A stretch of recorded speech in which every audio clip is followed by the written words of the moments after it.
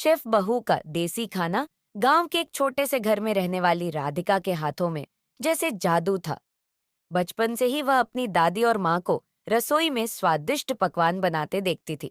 मसालों की खुशबू, देसी घी की महक और मिट्टी के चूल्हे पर बनने वाले खाने की सुगंध उसके दिल में बस गई थी। शादी के बाद राधिका शहर आ गई, जहां उसका पति अर्जुन एक बड़ी कंपनी में काम करता था।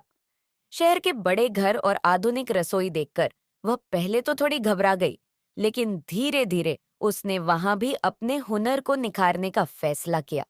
राधिका के ससुराल में खाना बनाने के लिए पहले से ही एक नौकरानी थी, लेकिन उसे अपने हाथ से खाना बनाने की आदत थी।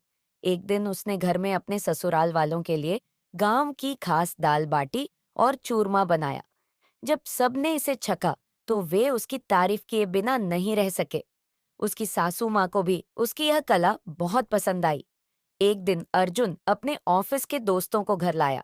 वे सभी आधुनिक खान पान के शौकीन थे, लेकिन जब उन्होंने राधिका के हाथों से बने बाजरे की रोटी, सरसों का साग और मक्के की रोटी के साथ गुड़ का स्वाद चखा, तो वे सब दंग रह गए। अर्जुन के दोस्तों ने कहा, भाभी जी, आपको तो अपना रेस्तरां खोलना चाहिए। पहले तो राधिका को यह मजाक लगा, लेकिन जब उसके बनाए खाने की तारीफ हर कोई करने लगा, तो उसने इस बारे में सोचना शुरू कर दिया। उसे अपने गांव के स्वाद को पूरे शहर में फैलाना था। अर्जुन ने भी उसका पूरा साथ दिया। राधिका ने एक छोटे से ऑनलाइन फूड डिलीवरी बिजनेस से शुरुआत की। उसका नाम रखा गया देसी स्वाद। वह खुद अपने हाथों से देसी खाना बनाती और उसे पैक कर शहर में पहुंचाती। धीरे धीरे उसके खाने की मांग बढ़ने लगी। एक दिन शहर के एक बड़े फूड क्रिटिक ने उसके खाने की तारीफ करते हुए अखबार में एक लेख लिख दिया। इसके बाद तो उसके ऑर्डर दोगुने हो गए। उसकी मेहनत रंग लाई और अर्जुन के सहयोग से उसने एक छोटा सा रेस्तरां खोल लिया, जिसका नाम था शेफ बहू का देसी खाना। रेस्तरां में एक खास कोना बनाया गया, जहां गांव के पारंपरिक बर्तनों और चूल्हे का प्रदर्शन किया जाता था, जिससे लोग असली देसी खाने का अनुभव कर सकें।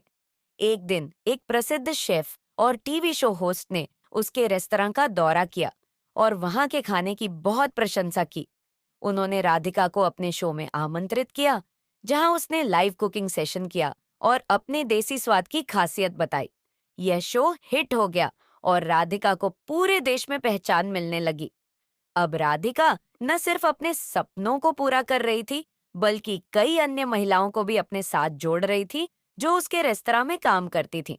उसकी कहानी न सिर्फ संघर्ष और सफलता की मिसाल बनी, बल्कि यह भी दिखाया कि यदि जुनून और मेहनत हो, तो कोई भी अपने सपनों को साकार कर सकता है।